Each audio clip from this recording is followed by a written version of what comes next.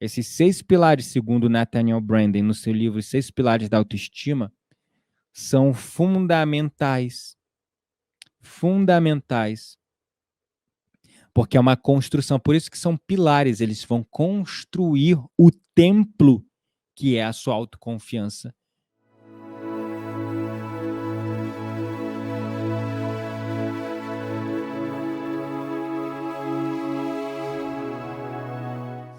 Esses 6 passos, na verdade, são 6 pilares.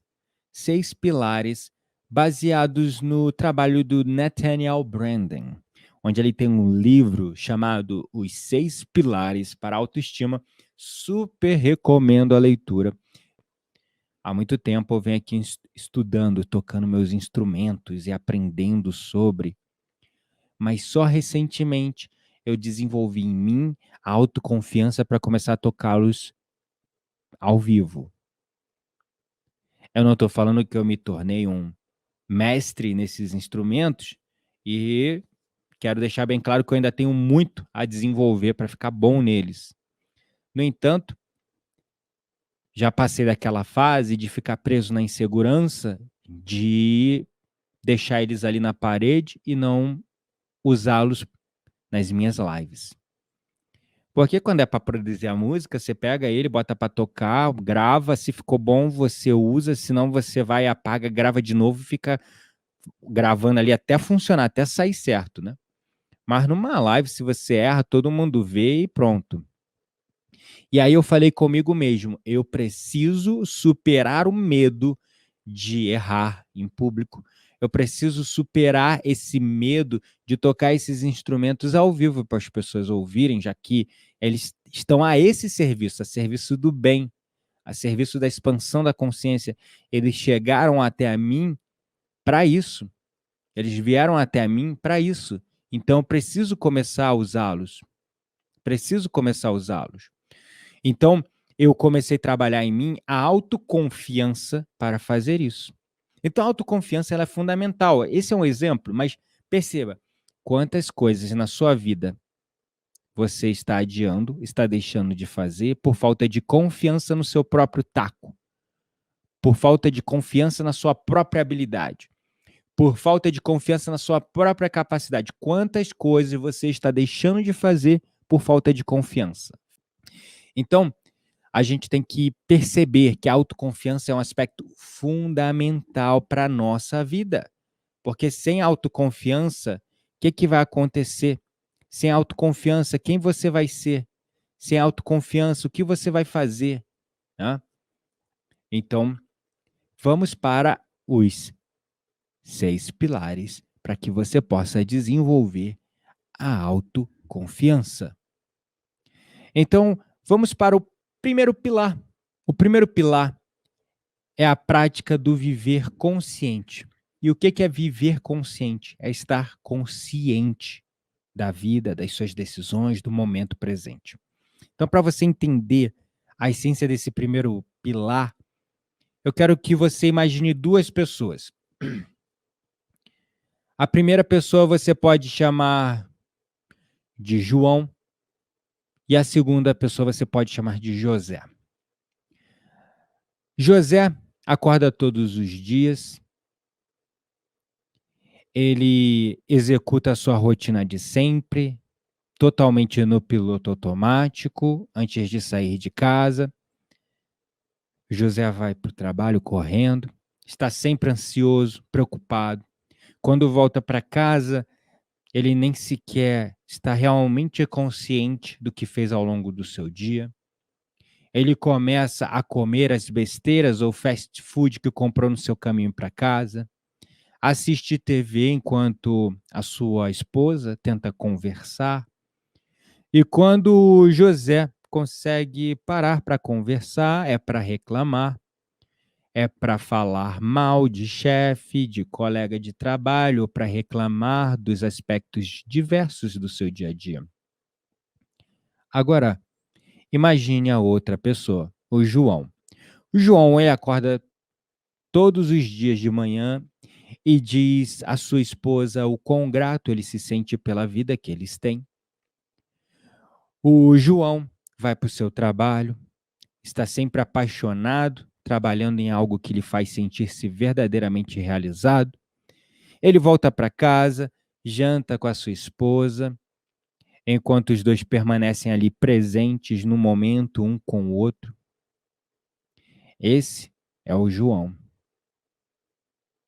Então a pergunta é: destas duas pessoas citadas acima, José ou João, qual delas você acredita que vai ter mais autoestima, mais autoconfiança? José é aquela pessoa normal, está no piloto automático, fazendo as coisas sem pensar, de maneira inconsciente, sem estar presente para o que está acontecendo na sua vida. Sua conversa é só para reclamar, para falar mal. E o João é aquele cara que faz o que gosta, que curte o momento presente, que tira momentos para ficar com a sua esposa, que tira momentos para agradecer e ser grato. Chegamos à conclusão juntos que destas duas pessoas citadas acima, a que vai ter mais propensão a ter autoconfiança e autoestima é o João.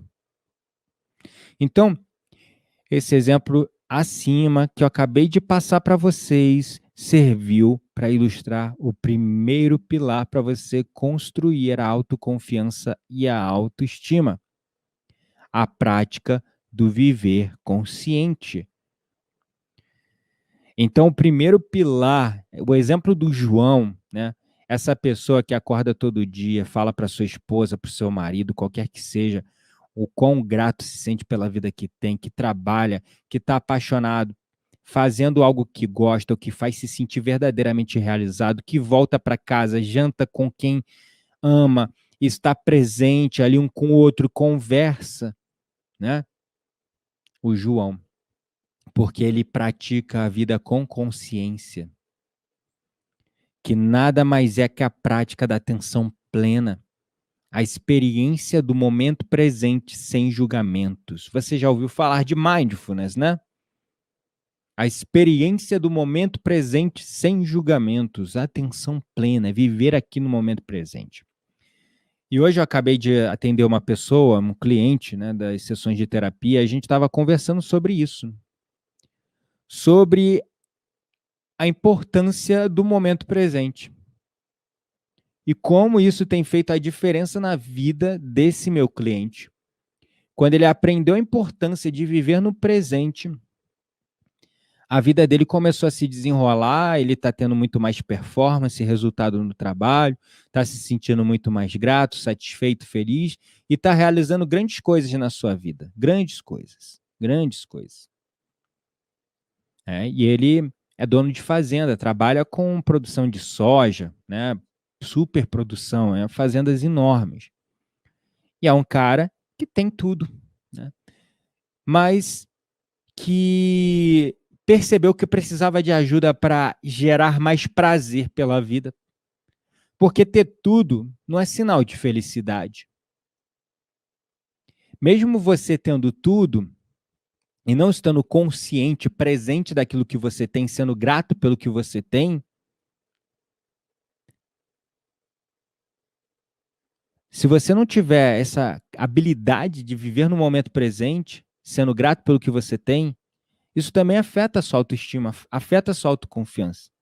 Quando eu comecei a trabalhar com ele estava com a autoconfiança caídaça, autoestima lá embaixo, super estressado, super desconfiado. Então, o viver consciente melhorou o relacionamento dele com a esposa, com o pai, com a mãe. Quando ele começou a praticar a meditação, ele melhorou aspectos da vida dele que ele nem imaginava, relacionamentos, trabalho. A relação dele com os colegas de trabalho melhorou muito. Então, esse é o primeiro pilar. Aí a gente vai para o segundo pilar, a prática da autoaceitação. A prática da autoaceitação. A capacidade de você se aceitar. Porque depois de uma vida inteira de diálogos internos, onde você fica falando ou ficou falando para si mesmo, ou talvez continue falando, que você não é bom o suficiente, que você não é bom o bastante, que você é inadequado, que você não está preparado, preparada, que você talvez não gosta do que você olha no espelho, você não gosta da sua aparência, ou simplesmente você não está confortável com a maneira como você é, como você sente, como você pensa. Talvez você também não esteja gostando da maneira como você pensa que as pessoas pensam sobre você. A baixa autoestima e a falta de autoconfiança pode nos afetar de tantas maneiras que mal podemos observar a extensão de todo o problema e o quanto isso afeta o nosso desempenho, seja na vida pessoal, profissional ou esportiva. Porém, é interessante você observar que todo este diálogo, este autojulgamento depreciativo, negativo que você faz em relação a si mesmo, essas críticas que você insiste em fazer em relação a si mesmo, toda essa autocrítica negativa, todo esse autojulgamento negativo, tudo isso está sempre procurando por mais combustível.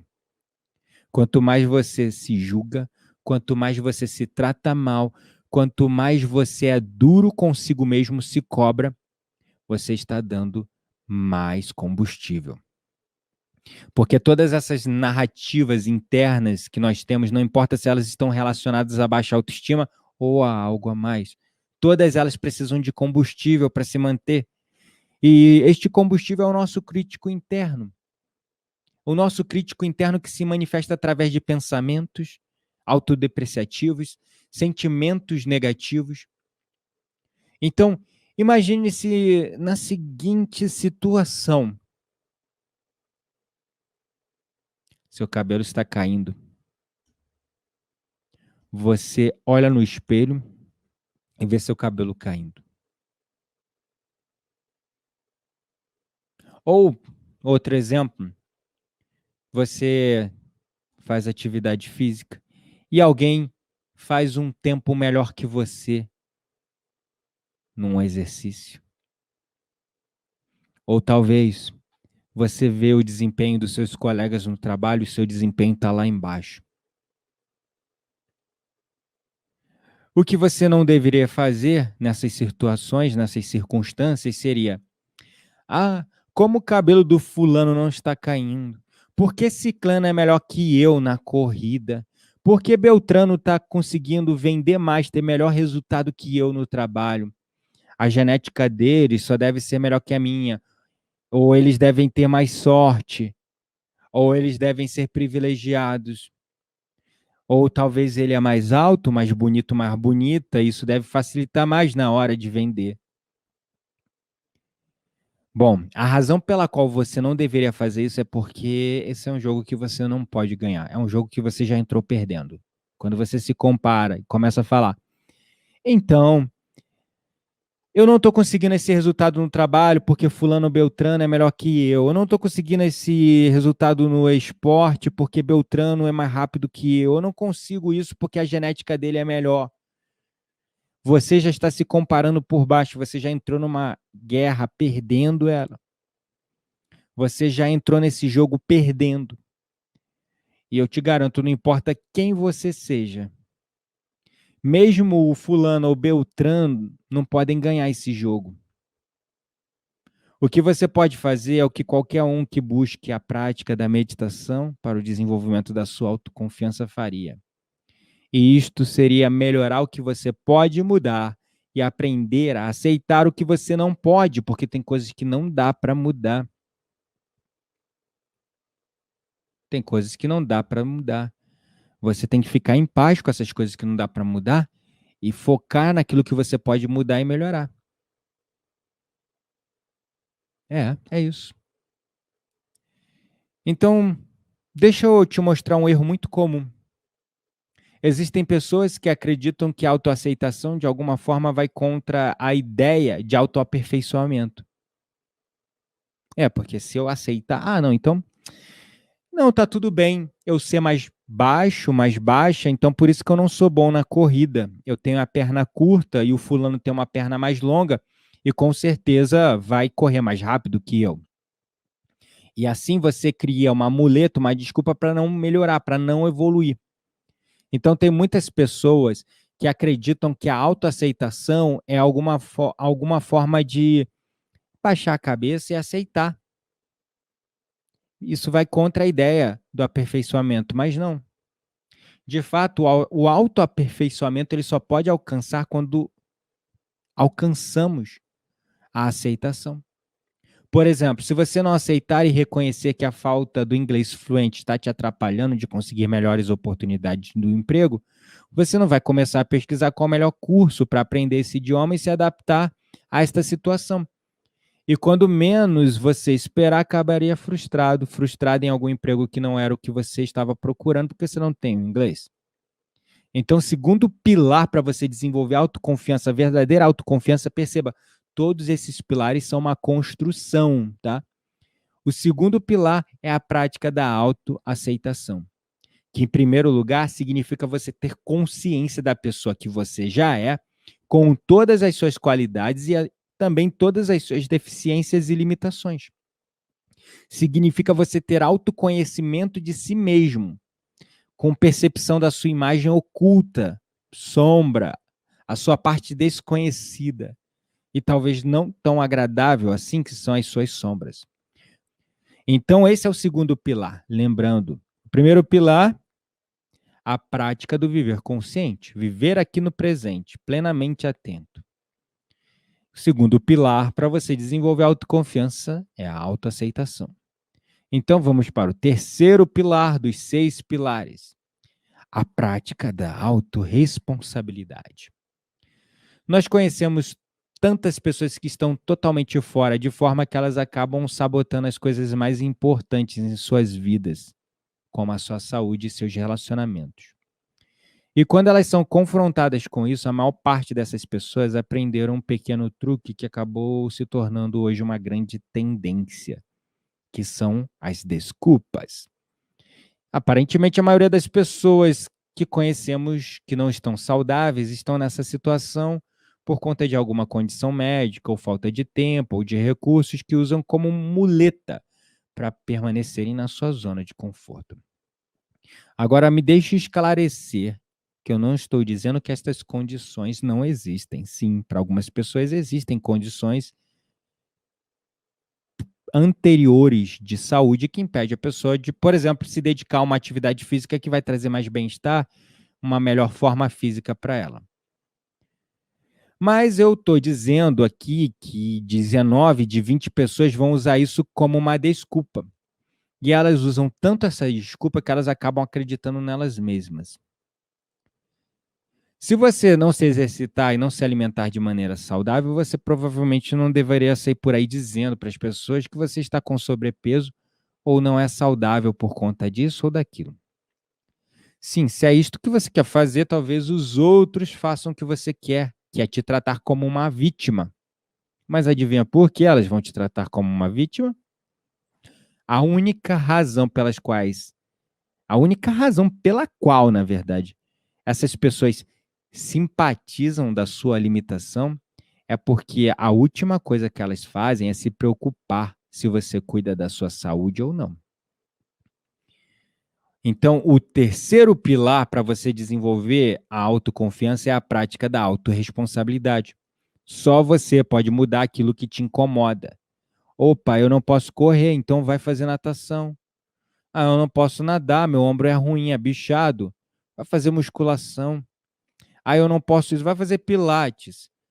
Tem solução para toda e qualquer limitação, vai ter uma alternativa de atividade física. A gente está falando de atividade física, mas isso se enquadra em tudo. Só que a autoimagem mexe muito com a nossa autoconfiança, não é? Com a nossa autoestima. Só que você não tem que treinar para você ficar magro, bonita, dentro dos padrões estéticos aí, não. Primeiro você tem que treinar para a sua saúde, para você se sentir bem com você mesmo. Bem com você mesmo, com você mesmo. Você vai se sentir mais saudável, mais disposto, mais disposta, mais determinado, mais confiante também. Porque conforme você vai tendo esse compromisso consigo mesmo, você vai se sentindo melhor, melhor sua qualidade de vida vai se tornando, isso vai afetando diretamente na sua autoestima, na sua autoconfiança.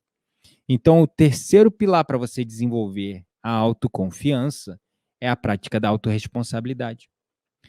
Eu não conheço uma única pessoa que não assuma a responsabilidade pelos seus resultados e se coloque na posição de vítima que também tenha conseguido conquistar uma autoestima e autoconfiança bem desenvolvidas. Quem fica na posição de vítima geralmente tem autoconfiança e autoestima muito baixa. Essa preocupação, né, de ai, o que que os outros vão pensar de mim? É você se colocando como vítima do pensamento dos outros, quando na verdade você tinha que ser protagonista de si mesmo e dar um belo de um foda-se pro pensamento do outro e focar naquilo que te faz bem, naquilo que te faz feliz, naquilo que te deixa bem consigo mesma, consigo mesmo. O resto, dane-se, eles lá com a vida deles, eles lá com as contas deles, eles estão pagando suas contas? Não estão, né? Então, vamos sair um pouco dessa neura, da preocupação, da crítica, do julgamento do outro e vamos ser mais felizes, né, gente? Vamos ser mais felizes, tá bom? Combinado? Vamos então para o quarto pilar. O quarto pilar é a prática da autoassertividade. Esse é um ponto importante. Inclusive, se eu tivesse um filho e pudesse ensinar a ele apenas uma coisa antes dele ir para a vida, antes dele ir para a vida dele, cuidar da vida dele, seja ir para a faculdade, começar a trabalhar, seria como ele se manter autêntico ao seu verdadeiro eu, mesmo sob pressão. Teve um momento na minha vida que, independente de quão importante fosse a ocasião, eu não comia carne vermelha. Eu decidi remover isso da minha vida por não achar nenhum valor ou necessidade nisso. Sempre quando eu ia a algum lugar e as pessoas brincavam, vamos lá, come só um pedacinho. Eu posso ter vários defeitos, mas se tem alguma coisa que eu valorizo e sou muito bom, é que eu sou verdadeiramente ancorado no que eu acredito e tenho um comprometimento acima de tudo comigo mesmo. Comigo mesmo. Com o tempo, as pessoas passaram a me respeitar e algumas que me criticavam até passaram a me acompanhar. Agora, novamente, eu não disse que se trata de algo que eu acreditava. Não era algo que eu acreditava em parte, mas sim algo que eu acreditava verdadeiramente e praticava. E por mais que isso pudesse me incomodar alguém, ou incomodar outro, eu não tinha que agradar ninguém, eu não estava nem aí para agradar o outro. Era preocupado em me aceitar e ser assertivo e comprometido comigo mesmo. Bom, para deixar bem claro, isso é um exemplo, eu não estou falando aqui para você deixar de comer carne, não. É um caminho que eu escolhi naquela época, para mim, por N questões, que não vem ao caso mencionar aqui. Eu apenas trouxe isso como um exemplo de muitos que eu poderia trazer para você entender o que eu quero dizer com o que é se manter fiel ao seu eu autêntico, às suas escolhas pessoais, ao seu comprometimento. Muitas pessoas, elas estão preocupadas com o que os outros vão pensar e elas acabam fazendo coisas que o grupo está fazendo que passam por cima dos seus valores. Os jovens, isso é muito comum, nos adultos é um pouco menos, mas ainda assim é uma constante. Eu não bebo. Aí começa aquela pressão social de todo mundo, não, bebe só uma, aí tá lá o cara bebendo, sabendo que tinha se comprometido em não beber mais. Tá lá a pessoa de dieta. Não, eu tô aqui perdendo peso, aí tá todo mundo lá comendo, esbaldando, aí todo mundo, não, come, para de bobeira. Aí vai lá, come, pronto. Entra numa ribanceira abaixo, dali não consegue mais se controlar e volta a comer normal como comia antes.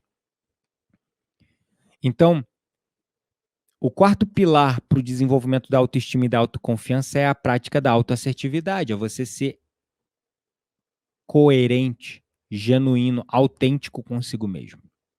Agora, é importante ressaltar que se manter assertivo com seus princípios não significa você se tornar uma pessoa antissocial ou inconveniente. eu não iria para um churrasco, por exemplo, e começaria a conversar com as pessoas e tentar converter elas para o vegetarianismo. Então, não seja ignorante ou mal educado, intolerante, tenha bom senso e seja sábio. O que é bom para você talvez não é para os outros. O que importa é você fazer aquilo que você ama e o que faz bem para você. Assim como aquilo que faz bem para você pode não fazer bem para os outros, você pode pensar da mesma maneira ao contrário. Aquilo que é bom para os outros pode não ser bom para você. Então, por exemplo, pessoas que têm tendência ao alcoolismo e evitam beber, ou estão passando por um processo de desintoxicação de alguma substância. Aí vão para uma social com o pessoal. E o pessoal começa a beber e começa a insistir, bebe, bebe, bebe. Aquilo que faz bem para eles talvez não faça bem para você. Você tem que ser assertivo, coerente consigo mesmo, tá? Mas sim, sempre na educação. Tenha bom senso, seja sábio, porque sempre vai haver o momento certo e tudo vai depender do contexto. É claro que eu vou agir diferente de acordo com a etiqueta do local que eu esteja frequentando, mas eu não vou colocar máscara diferente para me comportar da maneira como eu acho que as pessoas pensam que eu deveria me comportar. E nem muito menos eu vou agir contra o meu verdadeiro eu para agradar ninguém, seja lá qual for a situação. Então, manter-se equânime e coerente consigo mesmo é o caminho para desenvolver a honra e o comprometimento com quem mais importa, você mesmo, acima de tudo. Esse é o modo assertivo e autêntico de ser e de se portar. Lembre-se sempre, buscar a autoaceitação e não a aceitação dos outros. Se para isso você precisar aprender a dizer não, comece a dizer não. Aprenda a dizer não. É engraçado, muitas pessoas elas têm mais facilidade de se comprometer com os outros do que se comprometer com elas mesmas. As pessoas falam, eu preciso voltar a treinar. Aí elas convencem seu marido, a sua esposa ou um colega a vamos treinar todo dia, tal hora, na academia tal, porque assim, tendo uma pessoa, é mais fácil dela se comprometer com o treino, porque no final ela está se comprometendo com outra pessoa. Então ela vai ter que dar satisfação para alguém se ela não for treinar. É engraçado, né? Porque a gente tem essa facilidade de se comprometer com os outros, mas a gente não tem facilidade nenhuma de se comprometer com quem mais importa, que é nós mesmos. E aí, sabe o que é que acontece? A gente vai perdendo moral. A gente vai perdendo moral com nós mesmos. É isso mesmo. Você está perdendo moral consigo mesmo. É isso aí. Você está perdendo moral consigo mesmo. Porque toda vez que você fala assim, eu vou fazer isso, aí você chega, não faz. Você está dando combustível para o seu crítico interno usar isso como argumento depois, porque quando chegar lá na frente, aí você fala, não, agora eu vou fazer isso. Aí teu crítico interno já vem. E aí? Pois é, você falou que ia fazer isso da outra vez e não fez. Aí você se auto-sabota de novo. E aí você não faz aquilo que você queria fazer. Aí você deu mais combustível para o seu crítico interno. Conforme você vai se desonrando, você vai faltando com esses comprometimentos consigo mesmo, você vai dando mais combustível para o seu crítico interno. E aí, deu combustível para o crítico interno, nossa, para sair disso é um grande desafio. É um grande desafio. Toda vez que você for imaginar, eu vou fazer aquilo, aí vem um crítico interno. Pois é, você falou que ia fazer da outra vez e não fez. Dessa vez vai falhar de novo, quer ver? Aí teu crítico interno já entra tirando tua própria energia, tua própria força de vontade, teu próprio poder pessoal. Você já perdeu moral consigo mesmo a tal ponto que teu crítico interno tá maior que tu. E tá o tempo todo, mas eu quero fazer isso. Mas eu já sabia que você não ia conseguir. Né? E aí a gente vai para o quinto e penúltimo pilar para desenvolver autoconfiança e autoestima. A prática do viver com um propósito. Se encontrarmos uma pessoa, até mesmo um empreendedor por aí que é apaixonado pelo seu trabalho, pelo seu negócio, E se também encontrarmos com uma outra pessoa que é totalmente indiferente em relação à sua profissão, ao seu trabalho, ao seu negócio, o primeiro exemplo sempre terá mais autoestima. O primeiro exemplo sempre terá mais autoconfiança. E isso ocorre porque essas pessoas, elas amam o que fazem, elas amam o que agem, com que trabalham, com o que fazem. Pois elas estão conectadas com uma fonte de propósito, um forte senso de propósito. E elas vivem e trabalham ali para conquistar algo muito maior, que não se limita simplesmente ao ato de trabalhar, mas sim colocar em prática e desenvolver continuamente os seus talentos e habilidades inatas. Desenvolver a si mesmos e ao seu eu autêntico. Então, essas pessoas têm uma autoestima superior porque elas vivem através de um propósito que surge naturalmente quando nós nos conectamos com o nosso eu autêntico e verdadeiro, com a agenda de evolução da nossa alma, com o nosso maior propósito. Então, o quinto pilar da autoconfiança é a prática da vida com propósito. Você está vivendo a vida como uma folha solta ao vento? Sem direção, sem movimento? Só indo com o vento?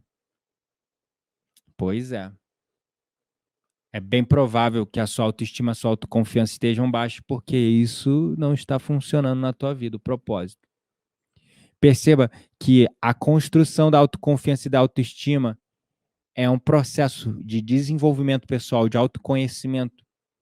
Esses 6 pilares, segundo Nathaniel Branden, no seu livro 6 Pilares da Autoestima, são fundamentais. Fundamentais. Porque é uma construção, por isso que são pilares, eles vão construir o templo que é a sua autoconfiança e a sua autoestima. E aí a gente vai para o último, o sexto pilar, a prática da integridade pessoal. Então, finalmente, nós vamos entender este último e sexto pilar, a prática da integridade pessoal. Perceba que eu disse integridade pessoal e não integridade de outra pessoa. O comprometimento para com você mesmo é a melhor forma de construir a sua autoconfiança em bases sólidas.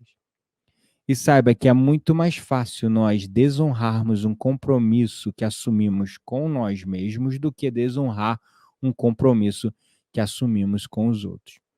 E é por isso que você está há anos construindo uma atmosfera interna de falta de credibilidade consigo mesmo, que vem minando toda a sua autoconfiança. O seu subconsciente não deve estar levando você mais a sério. Sempre, ali teu crítico interno está sempre te ridicularizando toda vez que você inicia um novo projeto. Ah, olha ele de novo, com essa história de abrir um novo negócio, de fazer dieta, de entrar para academia, de entrar para a faculdade, de estudar, de passar no concurso. Aposto que em menos de um mês ele vai desistir da ideia. Você precisa também entender suas próprias limitações e se esforçar para mudar o que consegue e aceitar o que não pode mudar, sendo gentil consigo mesmo, ao gerar empatia por quem mais importa, você mesmo, você mesmo. Não caia na armadilha da autocobrança excessiva, pois ela já está te cobrando muito caro, está cobrando tua saúde, está cobrando a tua sanidade. Reconheça as suas falhas e fracassos, se perdoe na hora pelos seus atos falhos e siga em frente tomando decisões cada vez melhores, comprometido consigo mesmo e seus resultados, sem cair na armadilha da culpa e da cobrança. Porque essa máquina geradora de desculpas, ela é acionada pela nossa autocobrança. Toda vez que você se compromete a fazer algo e você não faz, você dá combustível para o seu crítico interno. O seu crítico interno começa a te ridicularizar. Começa a zombar de você, começa. Pois é, falei, você não ia fazer, falei que você não ia conseguir. Você já tentou, mas não conseguiu. Isso começa a gerar um excesso de pensamentos. Você fica numa ruminação de pensamentos, uma verdadeira masturbação mental, com 1000 pensamentos entrando e saindo. Isso começa a gerar, porque uma parte de você, que é o seu crítico interno, começa a te criticar, te ridicularizar, falando, pois é, você falou que ia fazer isso, ia fazer dieta, mas aí, não fez, aí, falhando de novo. E aí você começa a se cobrar. Você começa a se sentir culpado. Isso começa a gerar conflito mental, uma confusão mental muito grande. Aí entra a máquina geradora de desculpas. Porque o teu cérebro ele é muito inteligente.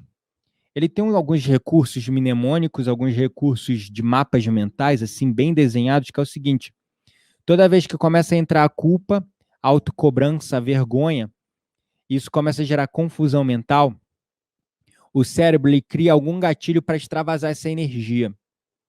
E o gatilho é a desculpa.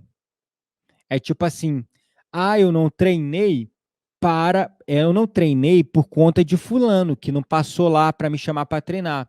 Eu não comecei dieta por conta de Beltrano, que foi me visitar quando não era para visitar, e aí começou a comer besteira, eu comi besteira também. Aí você começa a criar desculpas, e essas desculpas vão tirando sua integridade pessoal, a sua força pessoal, a sua determinação.